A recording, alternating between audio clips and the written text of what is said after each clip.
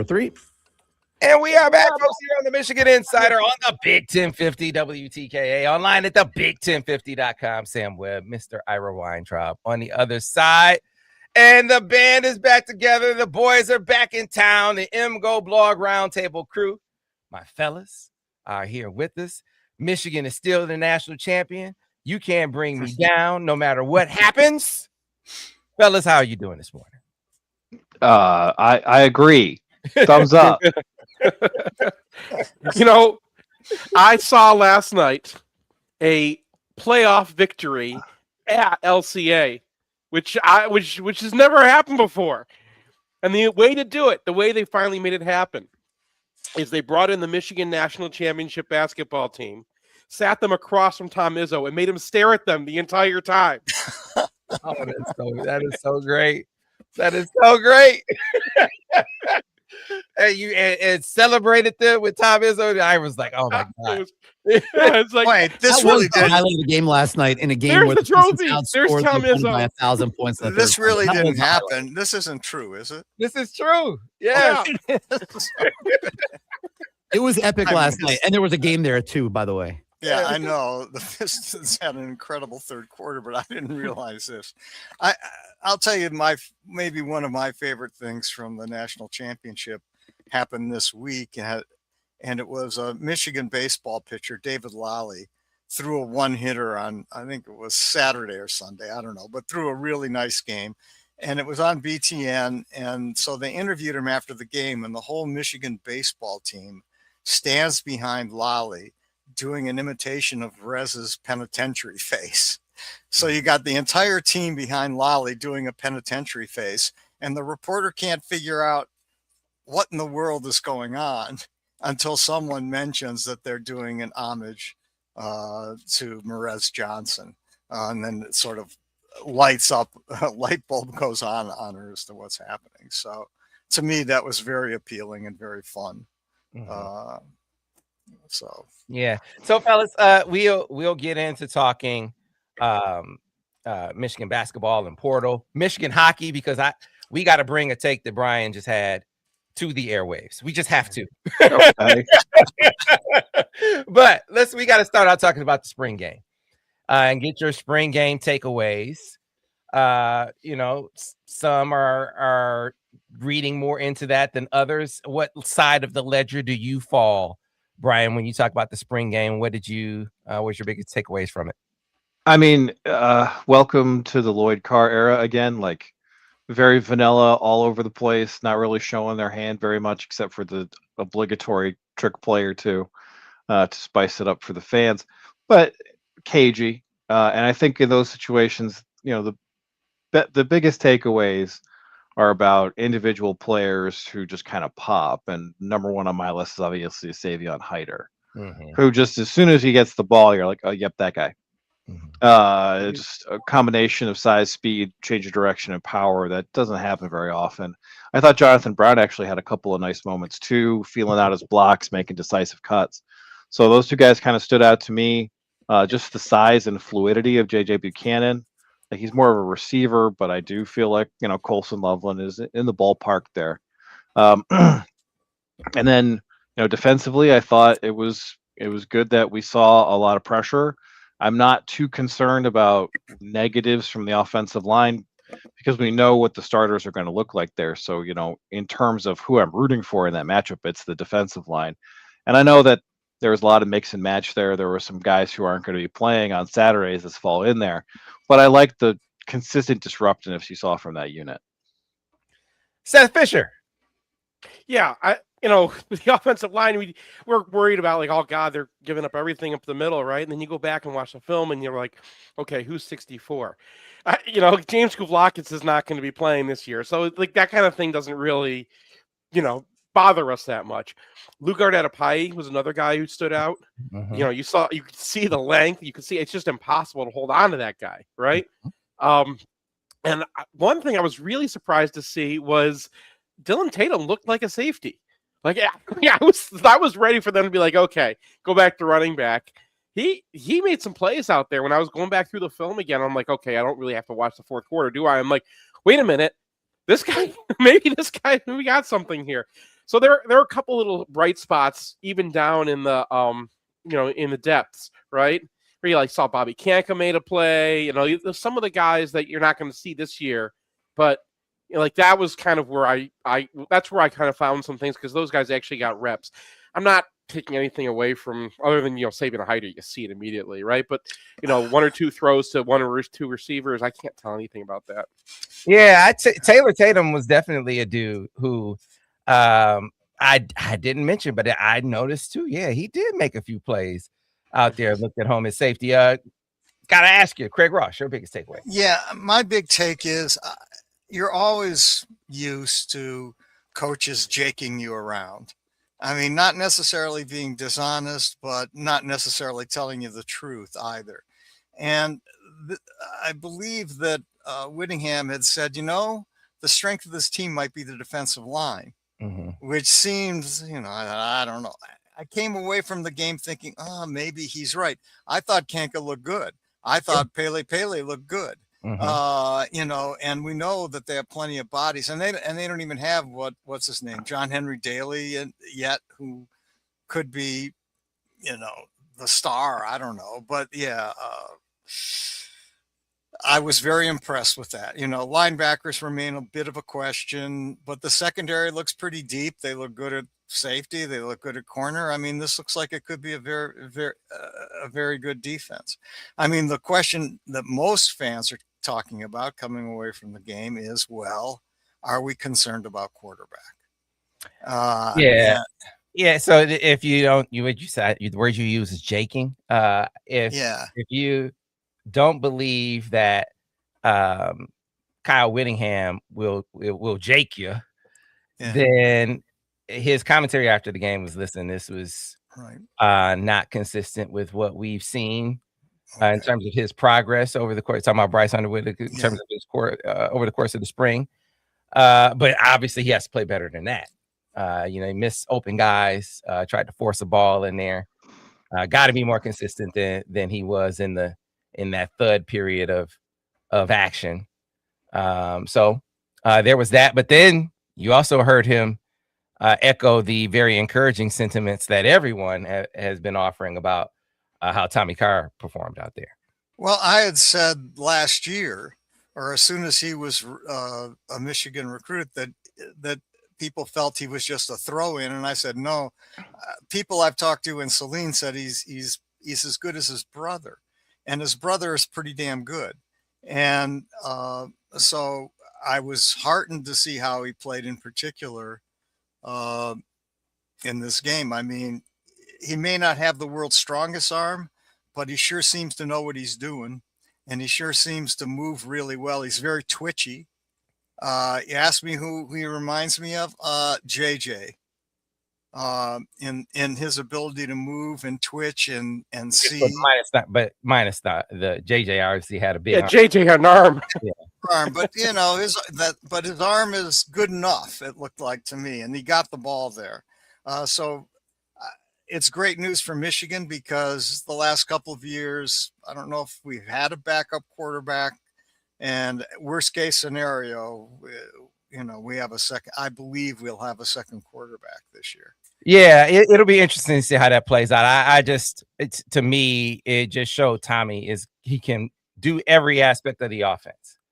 I thought that was the part of the eval that the scouts caught on to late, that he's an athletic guy. He's an athletic quarterback, that he can extend plays and make things happen. And that was really impressive.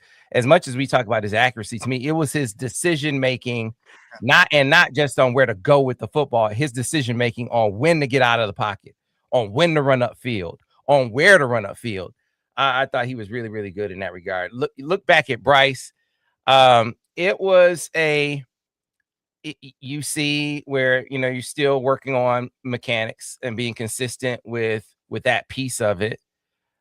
You also see a guy that you want him to demonstrate that feel for, okay, I got to get out of here. It did seem like at times he was trying to hang in there and trying to do some more things in a game where, you aren't going to get touched, let alone tackled. Right. And so want to see him be more decisive in that way. But I keep coming away from it with this, fellas. The biggest part of this offense, and it wasn't really evident in the game, is the QB run game. Everyone who goes to practice talks about Savion Hyder number 1, and man, they're gonna run the quarterback number 2. Now, how much more they run Bryce, Brian, to me is a function of how much improvement will he show in games as a passer. This was the only game-like sort of scenario that they had. If he were not to show the kind of progress in games as a thrower, I don't think that means the offense isn't going to be better, because they would just simply pivot to running him more and a lot more if that wound up being the case. Well, yeah, and we've seen this with young quarterbacks across the country who have the kind of raw physical talent that Bryce Underwood does, is that often early in their careers, they kind of use the fact that they can run as a crutch.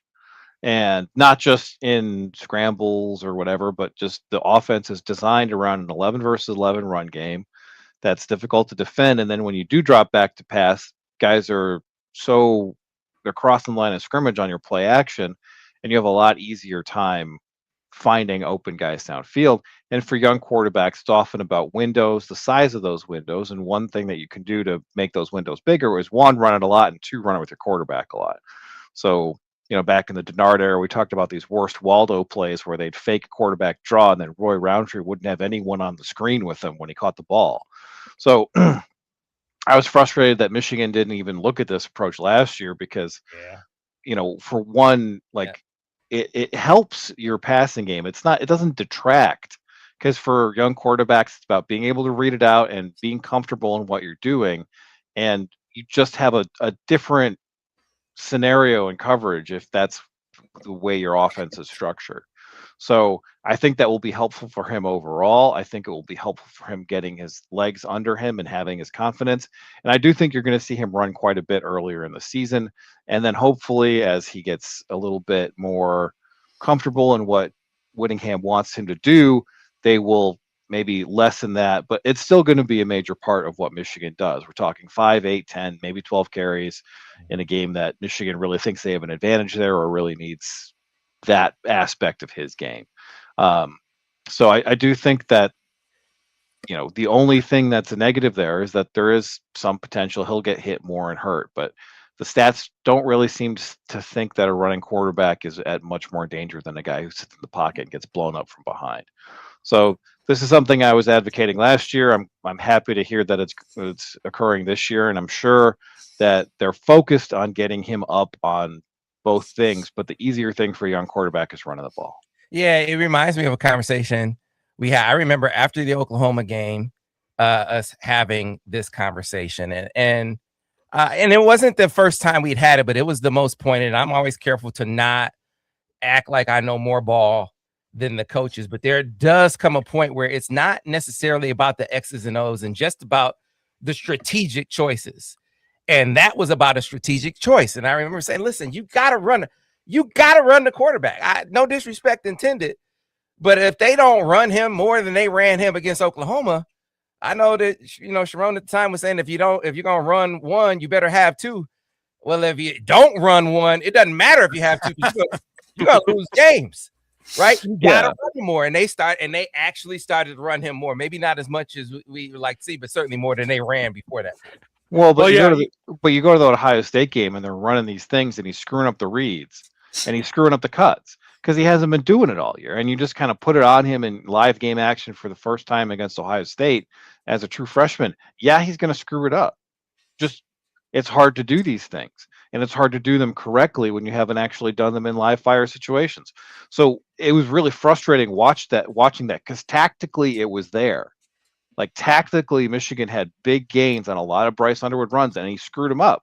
But the reason he screwed them up is because you didn't let him do it all year.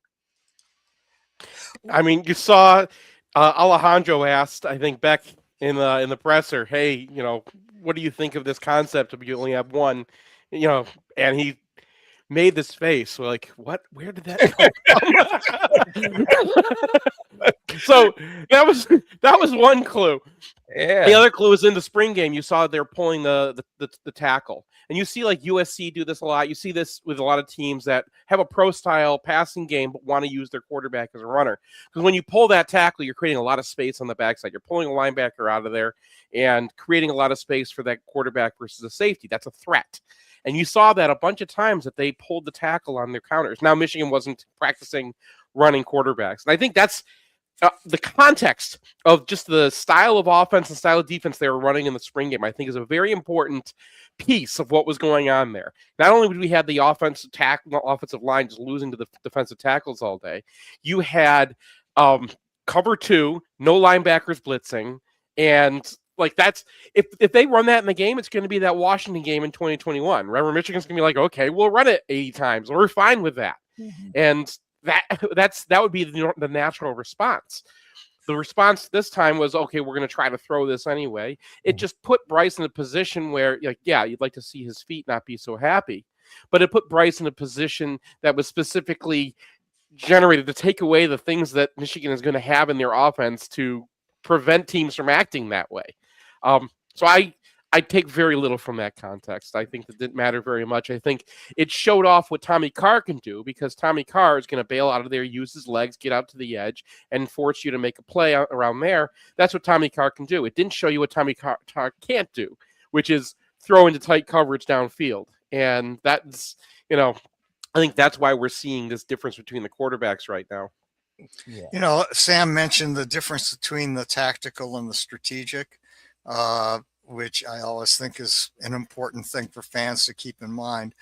I wonder if the spring game shows we're not going to punt this year, which is a strategic thing that I think would be a very good idea. No punting. It's always a Craigism. Always a Craigism. I mean, Savion Hyder is going to get that extra 2 yards, right?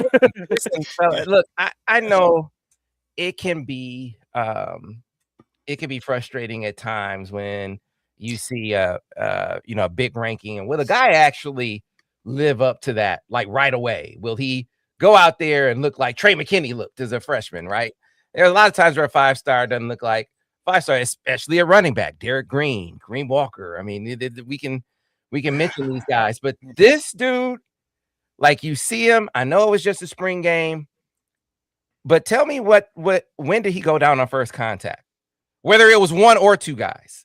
Like, I think that translates to the fall. And then he makes a little move in the backfield when there's penetration and gets upfield. And then you see his burst. Like, you see all the elements that makes you believe if their offensive line is better this year, which it should be, and your passing game is more competent, even if it's not great and just more competent, which it should be, and you're running the quarterback more, which makes that more of a threat, then boy, it really feels like this run game with Savion Hyder and Jordan Marshall is not going to take a step back at all.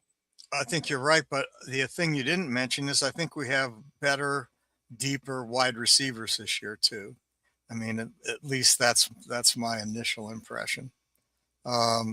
There's no reason why this should not be a better, much improved offense.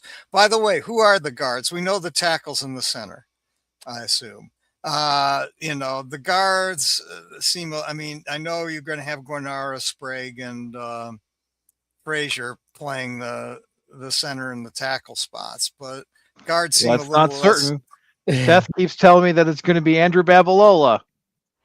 No. Sam keeps telling us. I'm just repeating Sam. I am skeptical of that right now. I think he'll play this year, and we all have. I'll be surprised if Andrew Babalola is not the starter at some point next season. That would be wild, Sam. Yeah. Well, hey, listen. Hey, you guys didn't trust me on Blake Frazier. I'll just tell you this. I'm not saying I don't trust you. I'm just saying that would be wild. Yeah, it would. Well, the dude is he is such as freakish as we talk about Savion Hyder being. Andrew Babalola is that freakish at tackle. He is their best athlete at the position, and Blake Frazier is clearly no slouch in that regard. The question is, and it's a very good one from Craig, how do you maneuver the line at that point? If Andrew Babalola winds up ascending like they're talking about, like, so he would have started last year. Let's be clear. Andrew Babalola would have been a starting tackle over Evan Link. Yes, he would have been a starting tackle. That was absolutely in the works. Now, this staff is extremely excited about him. Like, you know, we're talking to guys who've been to practice, sat in on O-line meetings and the whole nine. Like, it's palpable, the excitement over him. But will he be ready day one? I can't predict that. You know, a guy coming off an injury, but at some point, with how smart he is and the kind of coaching he's going to be getting, yeah, the expectation is that he'll be able to get out there next season. Now, I think Evan Link is a guy who moves inside. What about Frazier? Wasn't the thought that he was originally a guard anyway? So no.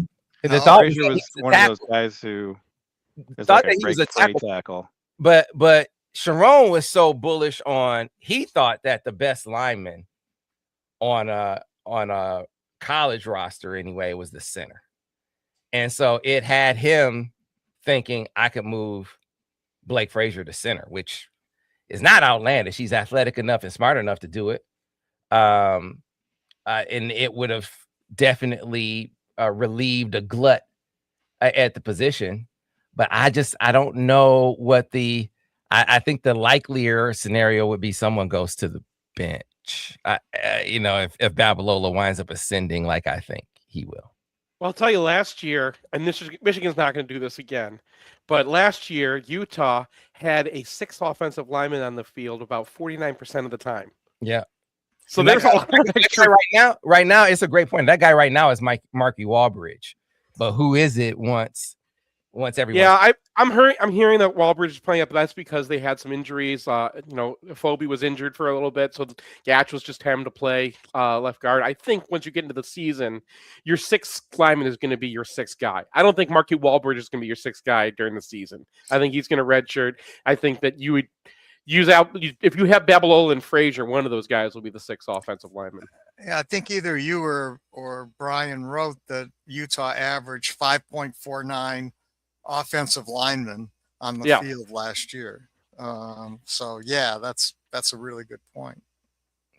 Yeah, they're not going to do that again. They did that because their tight ends were not great blockers. And what I've heard until Marshall, I think, got dinged up was that they really like Marshall's blocking, and they think that they've got enough between him and some of the other guys that they'll be okay as having the actual tight ends on the field.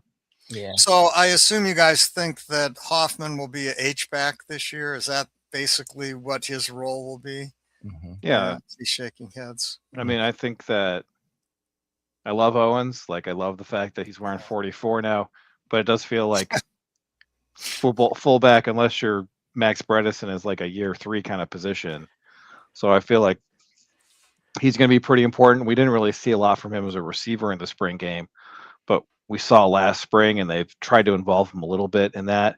And I think that's going to be super effective, especially if you're going to be running the quarterback a lot. And I think that might be a reason we didn't see him targeted very much, because if he's leading out for Bryce Underwood, and then Bryce Underwood wants to pull up and just kind of dink it to him, I think that's going to be pretty effective, especially given what I've seen from him. So I don't think he's going to be as good of a run blocker as Max Bredesen, because I've literally never seen someone who's as good as a run blocker as Max Bredesen.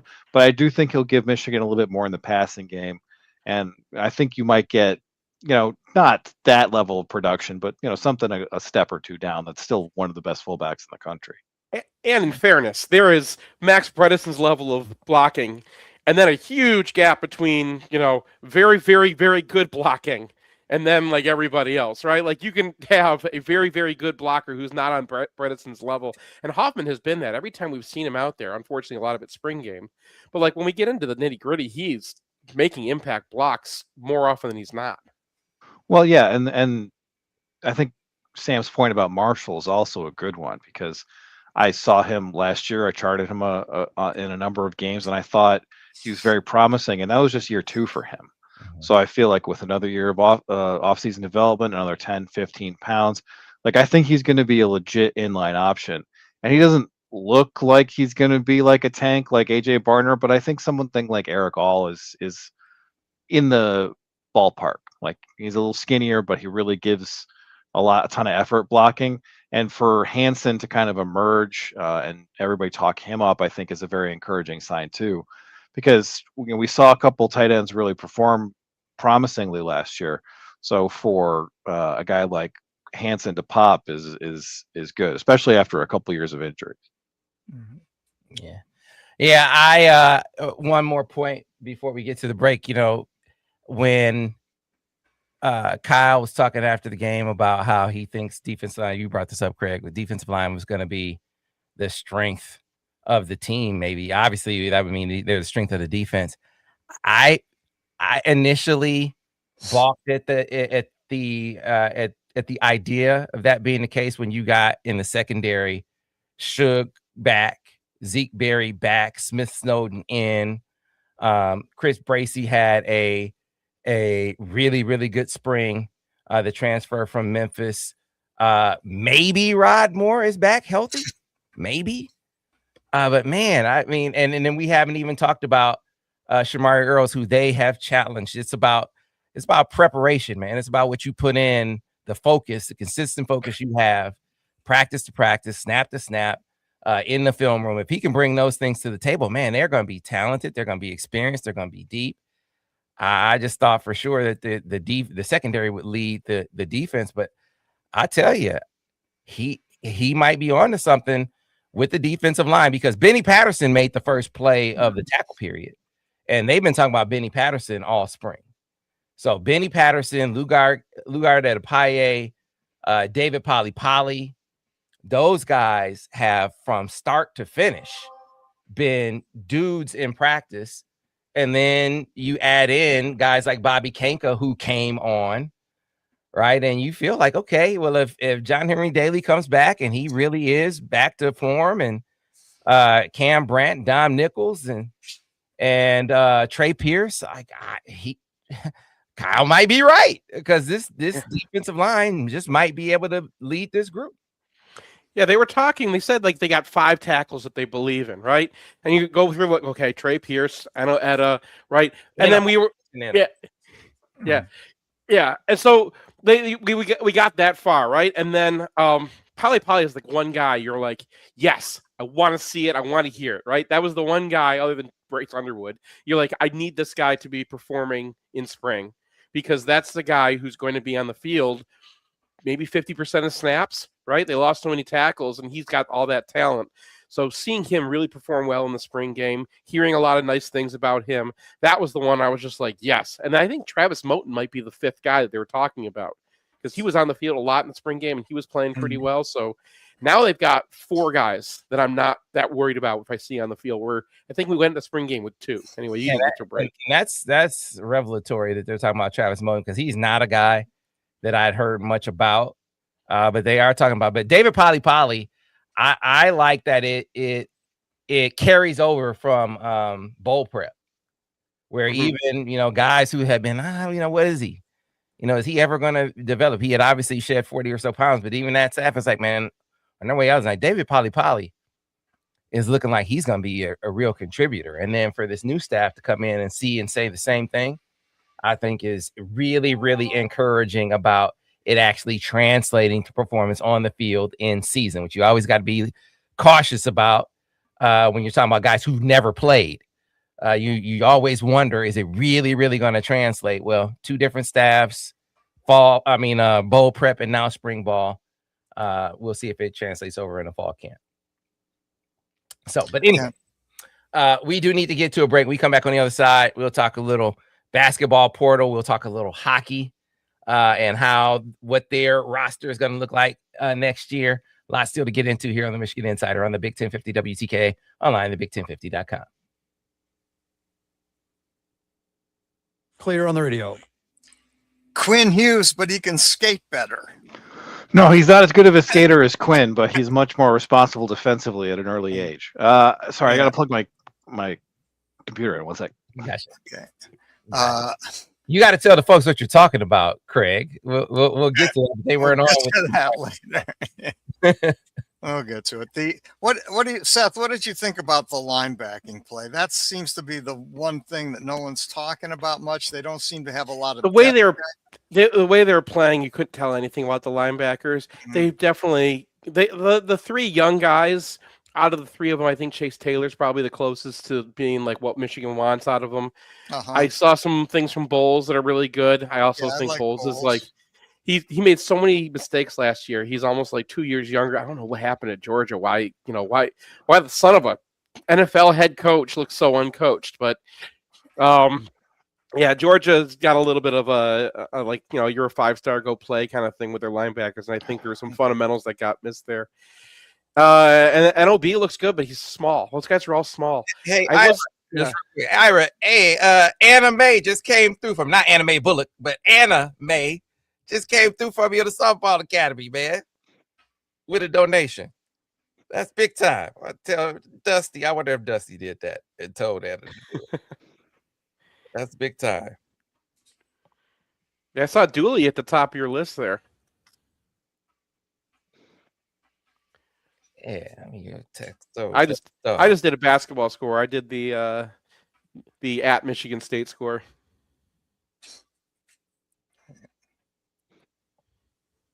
Oh, Dust Dog came through big time. You talk about a dude who just, I mean, man, I know I'm biased, but so nonplussed about, portal closes. That it was like any other day. All the other coaches breathing sigh of relief. Just Dusty, that's what Dusty was like. They need a big guy though. I mean, they do. I mean, gotta get a big guy. You're right, and I think that's their. I know that's their too. Is that not to say that they don't like Juke Harris. They obviously would absolutely take Juke Harris, but I think the way that's dragged out has kind of made them kind of think more about, okay, well, he actually, he actually really, really like where we are on the wing, even if we don't get him. Because there was a point where it seemed, and it was about when, not if they got him, and now it's, you wonder what he's waiting on, and what he's looking at when you compare the teams that he's looking at, and it has made them kind of take a look at, man, not just Brandon McCoy, but they are really bullish on Ricky Liburd, thinking that he's going to be a significant contributor for them this year. Well, McCoy, I like to hear that. I've watched some of McCoy. I mean, he's an A+ athlete. You're not going to find a better athlete out there. And he can D up. The only issue with McCoy is his shooting, but they've, guys. Pardon me. And Liburd can shoot. Yeah, Liburd. That's what I've heard. McCoy, they may need to work a bit on his shooting, but man, that guy can run and jump and play defense and rebound. The only issue I've got with him is he's gonna need to improve that as he goes along. I think I read somewhere that back in 20 guys, like 56% from the line this year and over some extended period. So we'll see. But other people who weren't shooters came into the program and became pretty good, like Cadeau, for example. So we'll see on that one. But they got to get a big guy. Stand by, guys. We're coming back on radio in 10 seconds. Problem is, after Michigan won that national championship, everyone's like, "Oh, and we're back rim on protection." radio in 5, 4, 3. Yeah.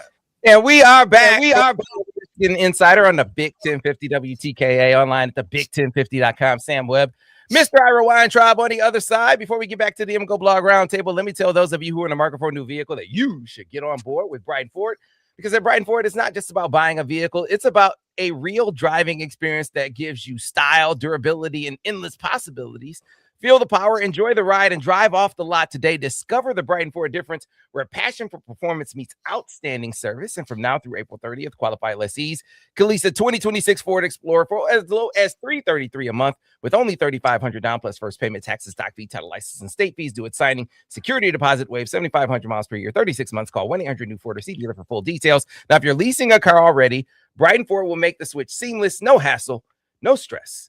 Just call 1-800-NEW-FORD. Get on board with Brighton Ford. I got a shout out real quick. Mrs. May. Anna May just donated to the Softball Academy. So they got me they drafted me for the home run derby. So I got to try to get out and get a few hacks. And in Softball Academy history, I mean, we've seen some matchups. Rick Leach versus Jim Harbaugh and Denard Robinson versus I don't know who. So they drafted me for the Softball Academy. You know who they went to get? They went to get Brandon Inge. What am I supposed to do against Brandon Inge? No problem. No problem. Come on, man. Let me tell you something, Sam. Sam, when I was umpiring softball, Brandon Inge was hitting under 200 and had 0 home runs about halfway through the summer. Meanwhile, his wife was playing IM softball and hit for the cycle. So you might have gotten the easier Inge. Yeah, we'll see. But just give me one. Just give me one. That's all I'm asking for. But hey, while we were in the break and before we went to the break, we were transitioning to talking Michigan basketball portal closed. 2 clear targets. There is one under the radar, by the way, which can't get into names at the moment. But I see that as more of a contingency than anything. The guys are Juke Harris, Mustafa Cham. Right. And so the Juke Harris, first of all, I'm curious what you guys think of Juke Harris as a player. First, what did you think when you watched him or read up on him? Well, I mean, yeah, guy can really fill it up from the wing.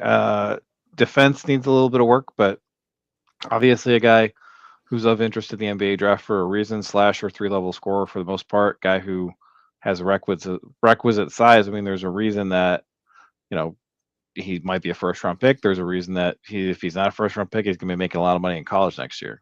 Mm-hmm. Who do you like better? So here's a question. Mm-hmm. Who do you like better, Juke Harris or John Blackwell? John Blackwell. I think Harris, just in terms of positional size. I think Blackwell is also closer to his ceiling. I think Harris has some more upside. I think for this team, I would take Harris. I think Blackwell overall is a better player. I think that for this team, Blackwell's not going to be a 3. He's more of a 2. Well, I mean, but also you have to consider the environment that Blackwell is playing in versus the environment Juke Harris was playing in.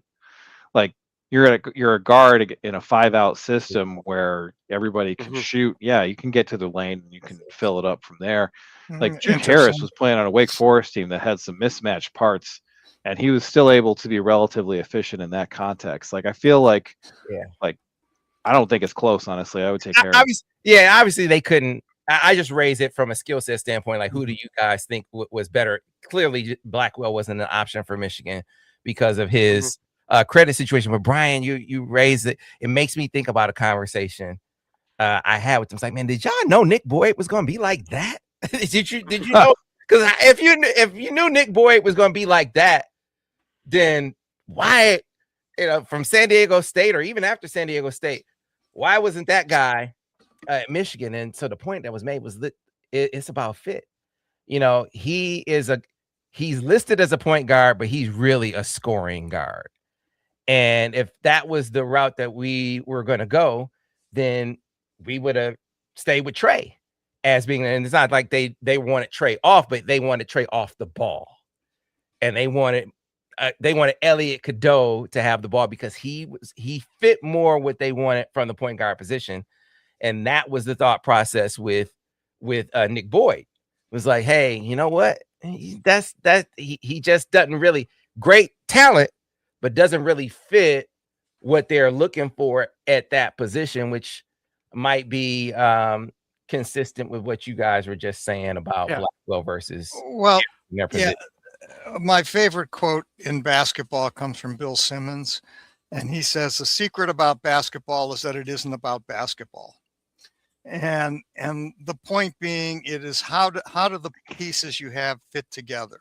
How do they work together? How selfish are they? How much can they buy into Harris each last other? year. Right. Yeah. Sorry, you cut out there, so I cut in. Yeah. But like with Juke Harris specifically, he was playing under 200 pounds at 6'6" last year, and they were having him play the 4. They were having him guard power forwards. And so you look at his defensive numbers. Yeah, there were some defensive lapses there, but if you put him in a different context where he's playing, 3s and 2s, then he's going to be probably a plus defender just because that length is going to bother guards, and he's got the athleticism out there. I think he was just cast on a bad role in there. Like when on-off splits are a little bit weird. You kind of have to look at who's coming on. And in his case, it was, a defensive big. Like, okay, yeah, that guy's going to have a little bit more defensive numbers. But I think that Juke Harris in different context would blow up. And I think that the interest in him from major programs tells you that we're not the only ones who think so. Yeah. I mean, he's not a guard, in my opinion. He's not a 4, in my opinion. He's a straight up 3. And he's a good basketball player, and would love to have him, but I don't view him as either a 2 or a 4.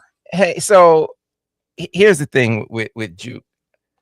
I think they'd love to have him, but I do sense Bryce, my Bryce Marriage, talked to him like right after the parade thing and the visit, and he got the distinct impression that dude was coming.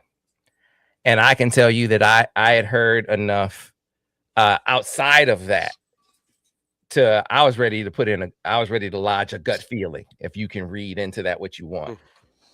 And that things have dragged out has kind of been like, well, why? Like what's it can't be style of play and player development. And I've heard the NIL numbers that were tossed out about Tennessee were very embellished. That's what one of the Knoxville insiders is telling Steve Lorenz.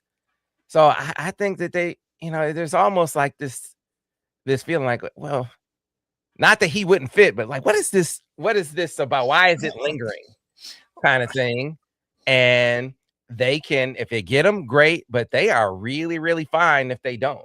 I think that's where the mindset is right now. And I don't think it's just them kind of making the best of a bad situation. I think it is kind of made them look at their own pipeline and be like, man, we'll be just fine. We'll be more than fine if they don't get them. Of course, they're certainly willing to take them, but I don't feel as nearly as confident as I did a few weeks ago. Well, I think, if you listen to Dusty's interviews with John, he had 2, one before season, one after the season with John Rothstein. He seems to be saying, we're happy to pay players. We're all in for that. We're happy to pay them well. But it felt like he was also saying we're not into bidding wars. Correct. And in other words, we'll tell a kid 100%. This is about what we can do, but we're not going to have them come back to us and rope-a-dope us in some bidding war.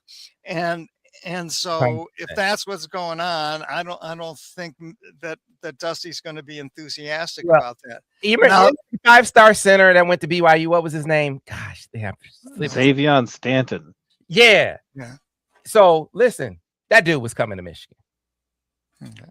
I'm just telling you. Okay. And it wound up being like this bidding war scenario, and Dusty self-selected out. Like, I'm not gonna get into that. Like, it's like just not gonna. Well, I don't know if that's what's going on with Juke Harris. I'm just saying it's like I don't know what it is at this point.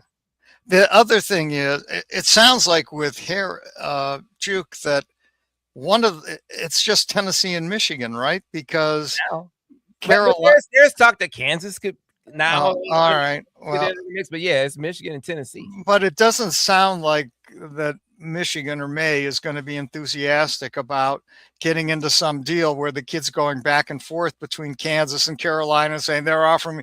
No, it sounds like Michigan's going to say, here is what we can do and here's what we offer. And my question I really wanted to ask you guys, it goes to Mustafa Cham, who I've looked at and looks like would be a really, really nice player, a good fit for Michigan. But he has a handler. And the handler was on the bench, I believe, at his prior schools.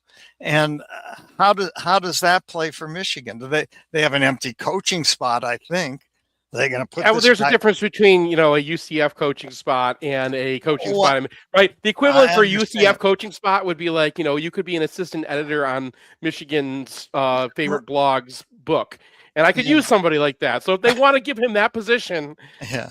So my sense is that they feel good about where things are with Chom, and they feel really good about the fit. Okay. So, again, I don't know that. I want to be clear. I don't know that Juke Harris is doing a bidding war thing. I don't know that. Yeah, I do know is there was a sense that I got the sense from poking around that recruitment that he was coming, and then it hasn't happened. And so I think it's like there might be a little bit of what is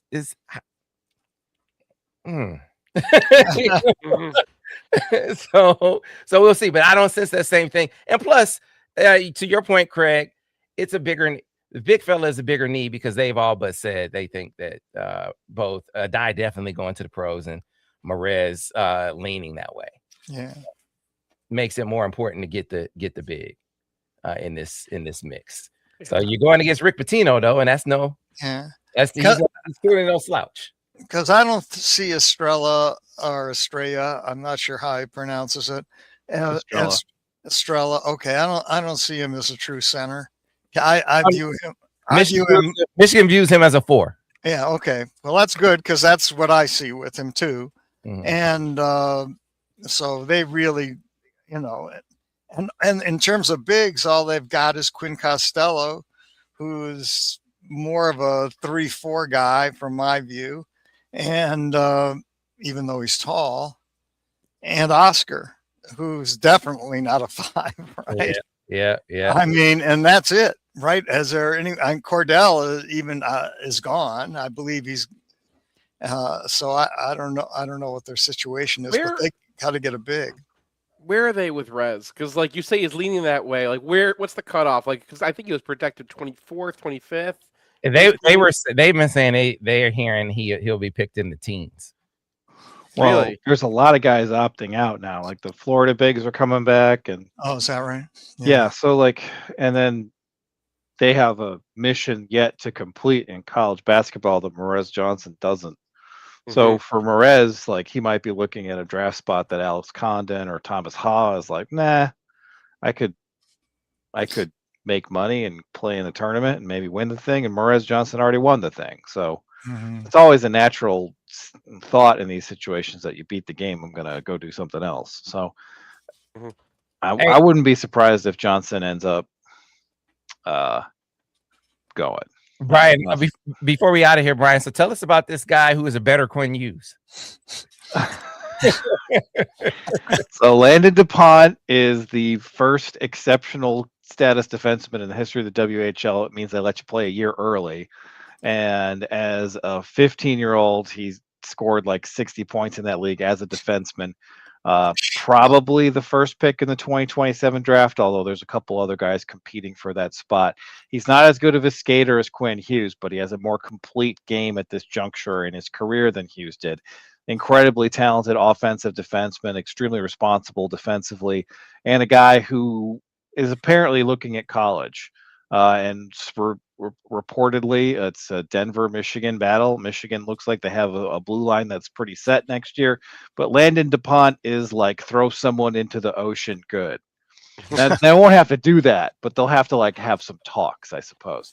But so I don't know if he's coming. There's just been rumors about that. But Jeff Merrick, who's a hockey reporter, said that along with Michael Hage, Michigan was going to get Jack Nesbitt and Cameron Reed, 2 guys who are currently playing in the CHL who are first-round picks, who played their D+1 year in the CHL, so they will be essentially the equivalent of sophomores next year for Michigan.